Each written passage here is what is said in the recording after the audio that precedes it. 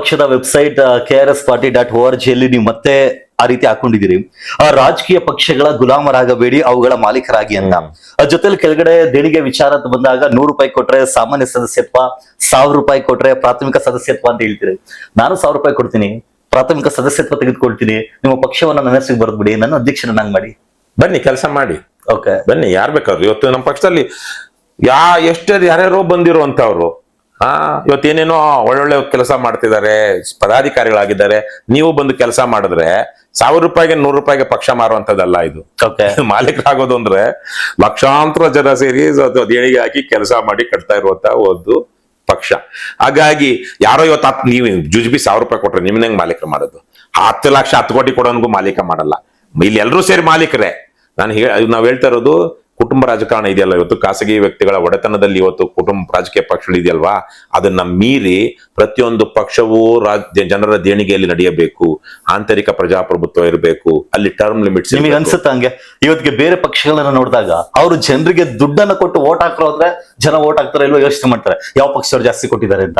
ಅಂತ ಸಂದರ್ಭದಲ್ಲಿ ನೀವು ಜನರಿಂದನೇ ದುಡ್ಡನ್ನ ಕಲೆಕ್ಟ್ ಮಾಡಿ ದುಡ್ಡು ತಗೊಳ್ಳೋದಲ್ದೆ ವೋಟ್ ಹಾಕ್ರಪ್ಪ ಅಂತ ಹೇಳಿ ನೀವೊಂದು ಅಭಿಯಾನ ಕೂಡ ಮಾಡ್ತೀರಾ, ಒಂದು ವೋಟು ಒಂದು ನೋಟು ಅಂತ. ಈ ಕಾಲದಲ್ಲಿ ಅದು ವರ್ಕೌಟ್ ಆಗುತ್ತೆ ಅಂತ ಅನ್ಸುತ್ತಾ? ನಮ್ಮನ್ನ ಗೆಲ್ಸಿಲ್ಲ, ಆದ್ರೆ ಪಕ್ಷ ಇವತ್ತಿಗೂ ನಡೀತಾ ಇದೆಯಲ್ವಾ. ಇದೇ ತರಹದ ಸ್ಥಿತಿ ಅಮೆರಿಕದಲ್ಲೂ ಇತ್ತು. ಇವತ್ತಲ್ಲಿ ಅಮೆರಿಕದಲ್ಲೋ ಯುರೋಪ್ನಲ್ಲೋ ಜನರ ದೇಣಿಗೆಯಲ್ಲಿ ಪಕ್ಷಗಳು ನಡೀತಾ ಇಲ್ವಾ? ಇವತ್ತು ಟರ್ಮ್ ಲಿಮಿಟ್ಸ್ ಬಂದಿಲ್ವಾ? ಮತ್ತೆ ನಮ್ಮದೇ ದೇಶದಲ್ಲಿ ಈ ಆಮ್ ಆದ್ಮಿ ಪಾರ್ಟಿಯ ಪ್ರಯೋಗ ನಡೆದಿದ್ದು ಹೇಗೆ? ಅದೇ ತರಕಲ್ವಾ? ಯಾರು ಕೊಟ್ರು ಅವ್ರಿಗೆ ದುಡ್ಡು? ಜನರೇ ಕೊಟ್ರು. ನಿಮ್ಗೆ ಗೊತ್ತಿಲ್ಲ, 2013ರಲ್ಲಿ ನಾನು ನನ್ನ ಆನ್ಲೈನ್ಗೆ ಹೋಗಿ ನನ್ನ ಕ್ರೆಡಿಟ್ ಕಾರ್ಡ್ ಬಳಸಿ, ಯಾವ ಕ್ರೆಡಿಟ್ ಕಾರ್ಡ್ ಇದೆ ಇವತ್ತು UPI ಇರ್ಲಿಲ್ಲ ಆವಾಗ ಅಲ್ವಾ, ನಾವು ಕ್ರೆಡಿಟ್ ಕಾರ್ಡ್ ಕೊಟ್ಟು ಎಷ್ಟೋ 1000 ರೂಪಾಯಿ, 2000 ಎಷ್ಟೋ ಡೊನೇಷನ್ ಕೊಟ್ಟೆ. ಡೊನೇಷನ್ ಕೊಟ್ಟ ತಕ್ಷಣ ನನ್ಗೆ ನನ್ನ ಹಿಂದೆ ಕೊಟ್ಟವ್ರ ಲಿಸ್ಟ್ ಜೊತೆಗೆ ನನ್ನ ಲಿಸ್ಟ್ ಹೆಸರು ಬಂತು ಪಟ್ಟಿಲಿ. ಆನ್ಲೈನ್ ಅಲ್ಲಿ ಪ್ರತಿ ಸೆಕೆಂಡ್ ಅಪ್ಡೇಟ್ ಆಗ್ತಾ ಇತ್ತು. ಅದಾದ 5 ನಿಮಿಷಕ್ಕೆ ಹೋದ್ರೆ ನನ್ನ ಹೆಸರಿಗೆ ಆದ್ಮೇಲೆ ಇನ್ನೊಂದು 10 ಜನರ ಲಿಸ್ಟ್ ಇರ್ತಾ ಇತ್ತು. ಈ ತರಕ್ಕೆ ಆಮ್ ಆದ್ಮಿ ಪಕ್ಷ ಜನ ಕೊಡ್ಲಿಲ್ವಾ? ಜನ ಕೊಟ್ರು. ನಮ್ದು ಒಂದು ಓಟು ಒಂದು ನೋಟು ಅನ್ನುವಂತ ಬಹಳ ದೊಡ್ಡ ಉಜ್ವಲ ಪರಂಪರೆ ಕರ್ನಾಟಕದಲ್ಲಿ ಇದೆ. ಶಾಂತವೇರಿ ಗೋಪಾಲ್ ಗೌಡ್ರು ಒಬ್ಬ ಬಡ ಕುಟುಂಬದಿಂದ ಬಂದಿರುವಂತವ್ರು, ಒಬ್ಬ ಶ್ರೀಮಂತನಾದಂತವನು. ಕಾಂಗ್ರೆಸ್ ಆವತ್ತಿಗೆ ಕಾಂಗ್ರೆಸ್ ಅಂದ್ರೆ ದೇಶ ಪ್ರೇಮಿಗಳ, ದೇಶಭಕ್ತರ, ದೇಶಕ್ಕೆ ಸ್ವಾತಂತ್ರ್ಯ ತಂದುಕೊಟ್ಟವರ ಪಕ್ಷ. ಅಂತ ಪಕ್ಷದಿಂದ ಒಬ್ಬ ಶ್ರೀಮಂತನೇ ನಿಲ್ತಾರೆ. ಇಲ್ಲಿ ಸಾಗರದಲ್ಲೋ ತೀರ್ಥಹಳ್ಳಿಲೋ. ಅವ್ರ ವಿರುದ್ಧವಾಗಿ ಸಮಾಜವಾದಿ ಪಕ್ಷದಿಂದ, ಸೋಷಿಯಲಿಸ್ಟ್ ಪಾರ್ಟಿಯಿಂದ ಯಾರು ಶಾಂತವೇರಿ ಗೋಪಾಲ್ ಗೌಡ್ರು ನಿಂತಾಗ ಒಂದು ಓಟು ಒಂದು ನೋಟು ಅಂತೇಳಿ ಜನ ನಾವು ಓಟು ಕೊಡ್ತೀವಿ ನೋಟು ಕೊಡ್ತೀವಿ ಅಂತೇಳಿ ಅವ್ರ ಪರವಾಗಿ ಪ್ರಚಾರ ಮಾಡ್ತಾರೆ, ಗೆಲ್ಲಿಸ್ಕೊಂಡ್ ಬರ್ತಾರೆ. ಹಾಗಾಗಿ ಏನ್ ಕಾಲ ಬೇರೆ, ಕಾಲ ಬೇರೆ, ಹೌದು, ಇಲ್ಲ ಅಂತ ಹೇಳ್ತಾ ಇಲ್ಲ. ಆದ್ರೆ ಪರಂಪರೆ ಇದೆಯಲ್ವಾ, ಇದು ಮುಂದೆ ಬದಲಾಗಬಾರ್ದು ಅಂತ ಏನಾದ್ರು ಇದೆಯಾ? ನೀವೇ ಕಾಲ ನಮ್ಮ ಪರವಾಗಿಲ್ಲ. ಹೌದು, ಆದ್ರೆ ಮುಂದಕ್ಕೆ ಇರೋದಿಲ್ಲ ಅಂತ ಹೇಳ್ತಾ ಇದೀವಾ? ನಾವು ಮುಂದಕ್ಕೆ ಬರುತ್ತೆ. ಇದೇ ಬದಲಾವಣೆಗಳು ನೋಡ್ತಾ ಇರಿ ಕೆಲವೇ ವರ್ಷಗಳಲ್ಲಿ. ನಮಗಿಂತಹ ನಮ್ಮ ಅವಧಿಯಲ್ಲಿ DK ಶಿವಕುಮಾರ್ ಅಂತವ್ರು ಭ್ರಷ್ಟಾಚಾರದ ವಿರುದ್ಧ ಮಾತಾಡ್ತಿದ್ದಾರೆ ಅಂದ್ರೆ ಕಾಲ ಬದಲಾಗ್ತಾ ಇಲ್ಲ ಅಂತ ಅನಿಸ್ತಾ ಇಲ್ವಾ ನಿಮ್ಗೆ? ಬದಲಾಗ್ತಿದೆಯಾ ಇಲ್ವಾ? ಹಾಗಾಗಿ 5 ವರ್ಷ ತಗೊಳ್ಳಿ, 5 ವರ್ಷದಲ್ಲಿ ನೋಡ್ಕೊಳ್ಳಿ, ಕರ್ನಾಟಕದ ಭ್ರಷ್ಟ ರಾಜಕಾರಣಿಗಳು ಭ್ರಷ್ಟಾಚಾರದ ವಿರುದ್ಧ ಮಾತಾಡ್ತಾರೆ, ಕುಟುಂಬ ರಾಜಕಾರಣಿಗಳು ಕುಟುಂಬ ರಾಜಕಾರಣದ ವಿರುದ್ಧ ಮಾತಾಡ್ತಾರೆ. ಇನ್ಯಾವ್ಯಾವ್ದೋ ತರ ಬದಲಾವಣೆಗಳನ್ನ ಕರ್ನಾಟಕದಲ್ಲೇ ನಮ್ಮ ಕಣ್ಣು ಮುಂದೆ you are going to see that. So the biggest show on earth ಅನ್ನೋದ್ರಲ್ಲಿ it's happening in our lifetime ಅಂತ ಹೇಳಿ ಎವಲ್ಯೂಷನ್ ಬಗ್ಗೆ ಒಂದು ಚಾಪ್ಟರ್ ಬರುತ್ತೆ. ಅದೇ ತರಕ್ಕೆ ಇಲ್ಲಿ ಬದಲಾವಣೆಯನ್ನ ನಮ್ಮ ಕಾಲಘಟ್ಟದಲ್ಲೇ ನೀವು ನೋಡ್ತೀರಾ. ಹಾಗಾಗಿ ಒಂದು ಓಟು ಒಂದು ನೋಟು ಬೇರೆ, ಮಾಲೀಕತ್ವ ಬೇರೆ, ದೇಣಿಗೆ ಬೇರೆ. ಆದ್ರೆ ಇವೆಲ್ಲವೂ ಒಂದು ರೀತಿಲಿ ಒಂದಕ್ಕೊಂದು ಸೇರಿದೆ. ಹೇಗೆ ಅಂದ್ರೆ ರಾಜಕೀಯ ಪಕ್ಷಗಳ ಮಾಲೀಕರು ಸದಸ್ಯರಾಗಬೇಕು, ಅದರ ಸದಸ್ಯರಾಗಬೇಕು ಹೊರತು ಯಾವುದೋ ಖಾಸಗಿ ವ್ಯಕ್ತಿ ಅಥವಾ ಯಾವುದೊಬ್ಬ ರಾಜಕಾರಣಿಯ ಒಡೆತನದಲ್ಲಿ ಪಕ್ಷ ಇರಬಾರ್ದು ಅಂತ ಹೇಳಿ. ಅಂದ್ರೆ ನೀವು ದುಡ್ಡು ಕೊಟ್ಟ ತಕ್ಷಣಕ್ಕೆ ನೀವೇನು ಅಧ್ಯಕ್ಷರಾಗ್ಬಿಡ್ತೀರಾ ಅಂತಲ್ಲ. ಈಗ JDS ಅಂತ ಬಂದಾಗ ಒಂದೇ ಕುಟುಂಬದ ಹಿಡಿತದಲ್ಲಿರುವಂತದ್ದು ಕಾಂಗ್ರೆಸ್, ಕರ್ನಾಟಕದಲ್ಲಿ BJP, ಈ ತರಹದ್ದೆಲ್ಲ. ಆ ರೀತಿ ಬಂದಾಗ ಜನ ದೇಣಿಗೆಯನ್ನು ಕೊಟ್ರೆ ಜನರೇ ಆ ಒಂದು ಪಕ್ಷದ ಮಾಲೀಕರಾಗಿರ್ತಾರೆ. ನಿಮಗೆ ಎಲೆಕ್ಷನ್ ಬಂದಾಗ, ಎಲೆಕ್ಷನ್ ದಿವಸ ಯಾರಾದ್ರೂ ನಿಮ್ಗೆ ಓಟ್ ಕೇಳೋದಕ್ಕೆ ಬಂದಾಗ ನೀವು ಅವರಿಗೆ ನಾನು ದೇಣಿಗೆ ಕೊಡ್ತೀನಿ, ನ್ಯಾಯವಾದ ಕೆಲಸ ಮಾಡು ಅಂತ ಹೇಳೋದಕ್ಕೆ ಧೈರ್ಯ ಇರುತ್ತಲ್ವಾ? ಅವನ ಹತ್ರ ದುಡ್ಡು ತಗೊಂಡ್ಮೇಲೆ ಅವ್ನ ಮನೆ ಹತ್ರ ಹೋದಾಗ ಜಾಸ್ತಿ ಮಾತಾಡಬೇಡ, ಲಾಸ್ಟ್ ಟೈಮ್ ದುಡ್ಡು ತಗೊಂಡಿಲ್ಲ, ಖಾಲಿ ಮಾಡೋ ಅಂತಾರ ಇಲ್ವಾ? ಈಗ ಅಧಿಕಾರಿಗಳಿಗೆ ನಾವು ಟ್ಯಾಕ್ಸ್ ಕಟ್ಟಿದೀವಿ, ಕೆಲಸ ಮಾಡುವಂತಾರೆ. ಎಕ್ಸಾಕ್ಟ್ಲಿ, 100% ಬಹಳ ಚೆನ್ನಾಗಿ ಹೇಳಿದ್ರಿ ನೀವು. ಹೇಗೆ ನಾವು ಸರ್ಕಾರಿ ಅಧಿಕಾರಿಗಳನ್ನ, ನೀವು ಜನರ ತೆರಿಗೆ ಹಣದಲ್ಲಿ ಸಂಬಳ ತೆಗೆದುಕೊಳ್ತಿರುವಂತ ನೌಕರರು, ನೀವು ಪ್ರಾಮಾಣಿಕವಾಗಿ ದಕ್ಷತೆಯಿಂದ ನಮ್ಮ ಕೆಲಸ ಮಾಡ್ಬೇಕು ಅಂತ ಹೇಳ್ತಿದ್ವಿ. ಅದೇ ತರಕ್ಕೆ ದೇಣಿಗೆ ಕೊಟ್ಟು ನಾವು ಅಭ್ಯರ್ಥಿಗಳನ್ನ ರಾಜಕೀಯ ಪಕ್ಷಗಳು ಹೇಳಿದ್ರೆ ಅವರ ಕತ್ತಿನ ಪಟ್ಟಿ ನಮ್ಮ ಕೈಲಿರುತ್ತೆ, ಇಲ್ಲ ಅಂದ್ರೆ ನಮ್ ಜುಟ್ಟು ಅವ್ರ ಕೈಲಿರುತ್ತೆ. ಇನ್ನೊಂದು ರೀತಿಯಲ್ಲಿ ಹೇಳೋದಾದ್ರೆ, ಅದೇ ಯಾರಾದ್ರೂ ರಾಜಕಾರಣ ಕೇಳಲಿಕ್ಕೆ ಹೋದಾಗ ರಾಜಕಾರಣ ಹಿಂಗೂ ಹೇಳ್ಬೋದು, ಎಲೆಕ್ಷನ್ ಟೈಮಲ್ಲಿ ದುಡ್ಡು ತಗೊಂಡಿದ್ರೆ ಈಗ ಕೇಳ್ಬೇಡಿ, ತಗೊಂಡಿದ್ರು ಹೋಗಿ ಅಂತ. ಆದ್ರೆ ಈಗ ನೀವು ತಗೊಂಡಿದ್ರೆ ಜನ ಹೇಳ್ತಾರೆ ನನ್ನ ಹತ್ರ ದುಡ್ಡು ತಗೊಂಡಿದ್ದೆ. ನಿಮ್ ಮಾತಲ್ಲಿ 2 ವಿಚಾರ ಇದೆ. ಕೇಳಬಹುದು ಅಂದ್ರಲ್ವಾ, ಕೇಳಿ ಹೇಳಿದ್ದಾರೆ. Okay. ಅನೇಕ ಕಡೆಗಳಲ್ಲಿ ಯಾವ್ದೋ ಕಾರ್ಪೊರೇಟರ್ ಮನೆಗೋ MLA ಮನೆಗೋ ಜನ ಹೋಗಿ ಯಾವ್ದೋ ಒಂದು ವಿಚಾರಕ್ಕೆ ಸ್ವಲ್ಪ ತಿಕ್ಕಟ ಬಂದ್ಬಿಡುತ್ತೆ. ಅವ್ರು ಬಂದಿಲ್ಲ ಸರ್, ಹೇಳಿದ್ವಿ ನೀವು ಮಾಡಿಲ್ಲ ಅಂತ ಬಂದಾಗ ಅನೇಕ ಕಡೆಗಳಲ್ಲಿ ಬಿಟ್ಟಿ ಓಟ್ ಹಾಕಿದ್ಯಾ ನೀನು, ದುಡ್ಡು ತಗೊಂಡಿಲ್ವಾ, ನನಗೆ ಏನ್ ಮಾಡ್ಬೇಕು ಅಂತ ಗೊತ್ತಿದೆ, ಹೋಗು ಬೈದ್ ಕಳಿಸಿದ್ದಾರೆ. ನಾಯಿಗಳ ತರ ಟ್ರೀಟ್ ಮಾಡಿದ್ದಾರೆ. ಕರ್ನಾಟಕದಲ್ಲಿ ಸಾವಿರಾರು ಜನ ಈ ತರ MLA ಗಳ ಮನೆಗೆ ಹೋಗಿ ನಾಯಿಗಳ ತರ ಉಗಿಸ್ಕೊಂಡು ಬೈಸ್ಕೊಂಡು ಅವ್ರು ಓಡಿಸಿದ್ದಾರೆ. ಹಾಗಾಗಿ ನಡೆದಿದೆ ಇದು.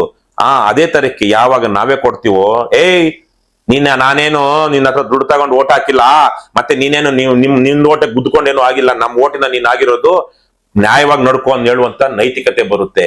ಇವಾಗ ಎಲ್ಲ ಅವ್ರು ಬೌನ್ಸರ್ ಇಟ್ಕೊಂಡಿರ್ತಾರೆ, ಎಲೆಕ್ಷನ್ ಅಲ್ಲಿ ಬರ್ತಾರೆ, ದುಡ್ಡು ಕೊಡ್ತಾರೆ, ಅವನಿಗೂ ಇವನಿಗೂ ಒಂದು 10 ಅಡಿ ದೂರದಲ್ಲಿ ಇರುತ್ತೆ, ಅಲ್ಲಿಂದನೇ ಕೈ ಮುಗಿಬೇಕು. ಈ ನಾಯ ಸ್ಥಿತಿ ಯಾಕೆ? ಪ್ರಜಾಪ್ರಭುತ್ವ ಇದು, ಯಾವ್ದೋ ರಾಜ ಪರಂಪರೆ ಅಲ್ಲ, ಯಾವ್ದೋ ಸೇನಾಡಳಿತ ಅಲ್ಲ, ಯಾವ್ದೋ ಡಿಕ್ಟೇಟರ್ಶಿಪ್ ಅಲ್ಲ. ಪ್ರಜಾಪ್ರಭುತ್ವದಲ್ಲಿ ನೀವು ಘನತೆಯನ್ನ ಕಾಪಾಡ್ಕೊಳ್ಬೇಕು ಅಂದ್ರೆ ನೀವು ಆಮಿಷಗಳಿಗೆ ಬಲಿಯಾಗದೆ, ಹಣ ಹೆಂಡ ತೆಗೆದುಕೊಳ್ಳದೆ, ಸಾಧ್ಯವಾದರೆ ನೀವೇ ದೇಣಿಗೆ ಕೊಟ್ಟು ನಿಮ್ಗೆ ಇಷ್ಟವಾದ ಪಕ್ಷ. ಇವತ್ತು ಅನೇಕ ಜನ ಬಿಜೆಪಿಯವರು ಬಿಜೆಪಿ ಕಾಂಗ್ರೆಸ್ ಪಕ್ಷದಲ್ಲಿ ಆತರಕ್ಕಿಲ್ಲ.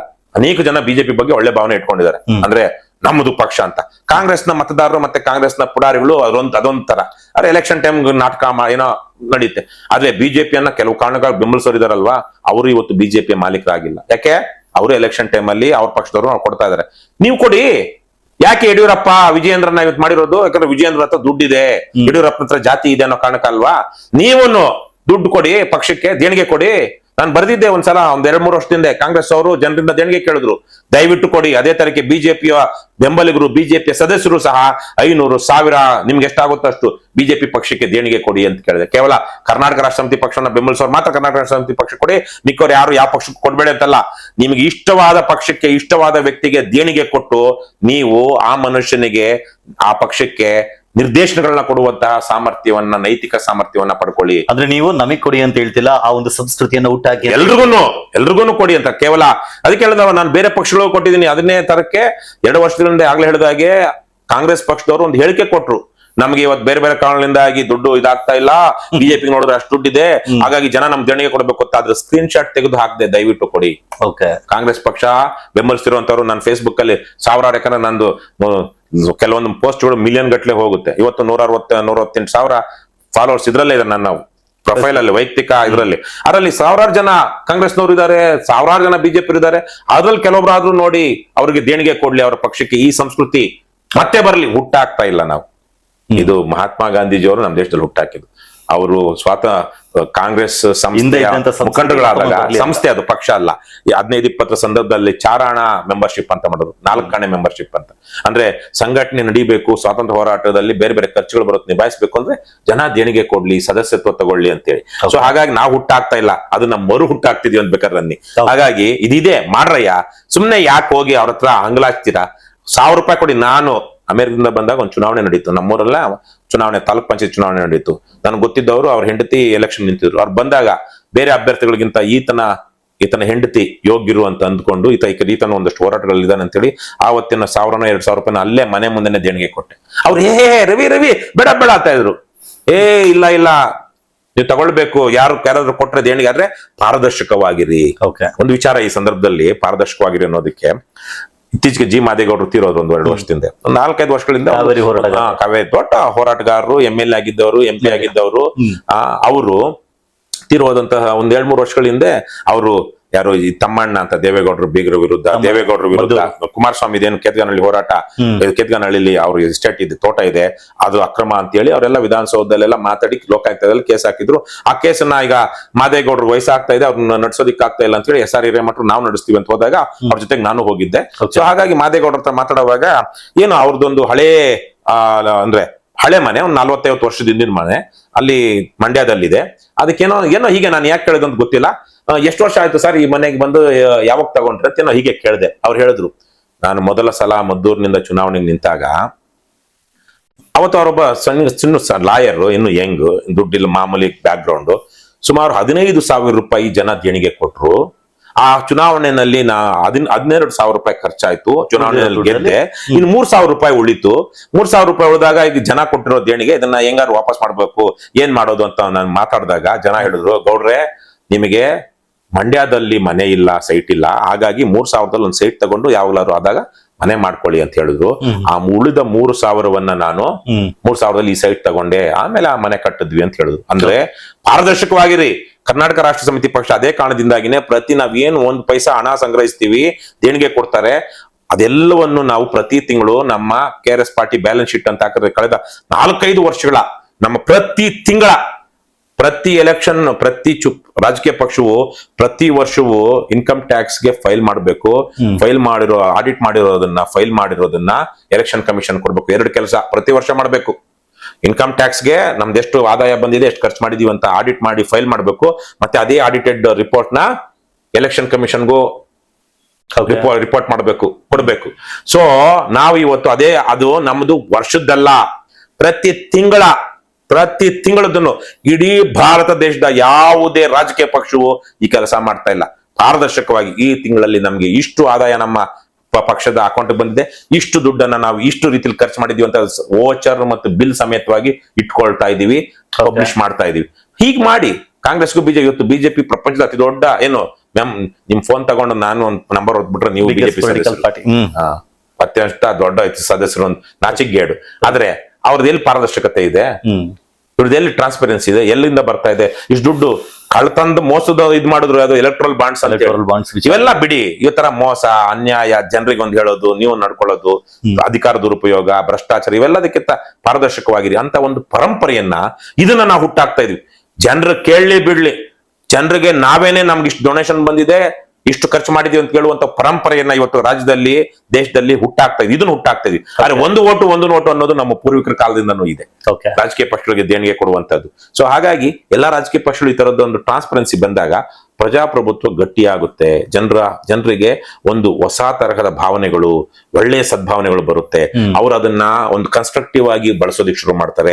ಸಮಾಜದಲ್ಲಿ ಅನ್ಯಾಯ, ಮೋಸ, ಅಕ್ರಮ ಕಡಿಮೆ ಆಗುತ್ತೆ. Because everybody would be in one way or the other, they would be accountable to somebody ಅಲ್ವಾ? When everyone is accountable to somebody ಅಂದಾಗ ಕಾಲಕ್ರಮೇಣ ಸಮಾಜ ಒಂದು ಒಳ್ಳೆಯ ದಿಕ್ಕಿನಲ್ಲಿ ನಡೀತಾ ಹೋಗುತ್ತೆ. ಮುಂದೆ ಏನೋ ಸಮಸ್ಯೆಗಳಾದಾಗ ಕೆಡ್ತಾ ಹೋಗ್ಬೋದು. ಇದೊಂದು ಸೈಕಲ್ ಇದೆ, ಯಾವಾಗ್ಲೂ ಒಂದಷ್ಟು ಕೆಡುತ್ತೆ, ಆಮೇಲೆ ಕಾಂಪ್ಲಸೆನ್ಸಿ ಬಂದ್ಬಿಡುತ್ತೆ, ಒಂಥರ ಜನ ಜಾಸ್ತಿ ಗಮನಿಸೋದಿಲ್ಲ, ಅಲ್ಲ ಮಧ್ಯದಲ್ಲೇನೆ ಕಾಯಿಲೆಗಳು, ಕಸಾಲೆಗಳು ಬರುತ್ತೆ, ಕೆಡ್ತಾ ಹೋಗುತ್ತೆ, ಮತ್ತೆ ಆರೋಗ್ಯ ಸುಧಾರಿಸ್ಕೊಳ್ಬೇಕು, ಹೀಗೆ. ಆದ್ರೆ ಇವತ್ತು ನಾವು ದೊಡ್ಡ ಕ್ಯಾನ್ಸರ್ ರೋಗಕ್ಕೆ ತುತ್ತಾಗ್ಬಿಟ್ಟಿದೀವಿ. ಇದು ಬದಲಾಗ್ಬೇಕು ಅಂದ್ರೆ ಏನೋ ಒಂದು ಆಗ್ಬೇಕು, ದೊಡ್ಡ ಮಟ್ಟದ ಆಪರೇಷನ್ ಆಗ್ಬೇಕು. ಆದ್ರೆ ನಾವು ನಿಜಕ್ಕೂ ಈ ವಿಚಾರದಲ್ಲಿ ಮಾಲೀಕರು ಅಂತ ಹೇಳಿರೋದು, ನೀವು ಅದನ್ನ ಪ್ರತಿಯೊಂದು ಪಕ್ಷಕ್ಕೂ, ನಿಮ್ಗೆ ಇಷ್ಟ ಆದ ಪಕ್ಷಕ್ಕೆ, ವ್ಯಕ್ತಿಗೆ ದೇಣಿಗೆ ಕೊಡಿ. ಮತ್ತೆ ತೆಗೆದುಕೊಂಡವರು ಕೋಟಿ ರೂಪಾಯಿ ತಗೊಂಡು 10 ಲಕ್ಷ ಖರ್ಚು ಮಾಡಿ ನನ್ಗೆ ಬಂದಿದೆ 10 ಲಕ್ಷ ಅಂತ ಹೇಳಿ 90 ಲಕ್ಷ ತಿನ್ನಬಾರ್ದು. ಟ್ರಾನ್ಸ್ಪರೆಂಟ್ ಆಗಿರ್ಬೇಕು. ಅದಕ್ಕೆ ನಾವು ನಮ್ಗೆ ಯಾರೇ ದುಡ್ಡು ಕೊಡ್ಲಿ ಡೈರೆಕ್ಟ್ ಆಗಿ ಅಕೌಂಟ್ಗೆ ಹಾಕಿಸ್ತೀವಿ. QR ಕೋಡ್ ಅದು ನೇರವಾಗಿ ಅಕೌಂಟ್ಗೆ ಹೋಗುತ್ತೆ. ಆಮೇಲೆ ಕಾನೂನು ಏನ್ ಹೇಳುತ್ತೆ, 2,000 ರೂಪಾಯಿಗಿಂತ ಹೆಚ್ಚಿಗೆ ನೀವು ಡೊನೇಷನ್ ತೆಗೆದುಕೊಂಡಾಗ ಆನ್ಲೈನ್ ಮೂಲಕವೇ, ಅಂದ್ರೆ ಬ್ಯಾಂಕ್ ಮೂಲಕವೇ ತಗೊಳ್ಬೇಕು. ಮತ್ತೆ 20,000ಕ್ಕಿಂತ ಡೊನೇಷನ್ ಜಾಸ್ತಿ ಯಾರಾದ್ರೂ 1 ವರ್ಷದಲ್ಲಿ ಕೊಟ್ರೆ ಅವರ ಪ್ಯಾನ್ ನಂಬರ್ ತಗೊಳ್ಬೇಕು ಅಂತಿದೆ. ಇವೆಲ್ಲ ನಾವು ಪಾಲಿಸ್ತಾ ಇದೀವಿ. ಬೇರೆಯವರು ಇದನ್ನ ಪಾಲಿಸ್ಬೇಕು ಅಂತ. ಆದ್ರೆ ಇವತ್ತು ನನಗೆ ಗೊತ್ತಿದ್ದಂಗೆ ನೀವ್ ಯಾವ್ದಾದ್ರು ನಮ್ಮ JCB ಪಾರ್ಟಿಗಳ ಯಾವ್ದೇ ಆಫೀಸ್ಗೆ ಹೋಗಿ ನೋಡಿದ್ರೆ ಅಲ್ಲಿ ಕ್ಯಾಶ್ ಯಾವ್ದಾದ್ರು ಒಂದು ರೂಮಲ್ಲಿ ಇದ್ದೇ ಇರುತ್ತೆ. ತಪ್ಪೋದು ಅಷ್ಟೇ.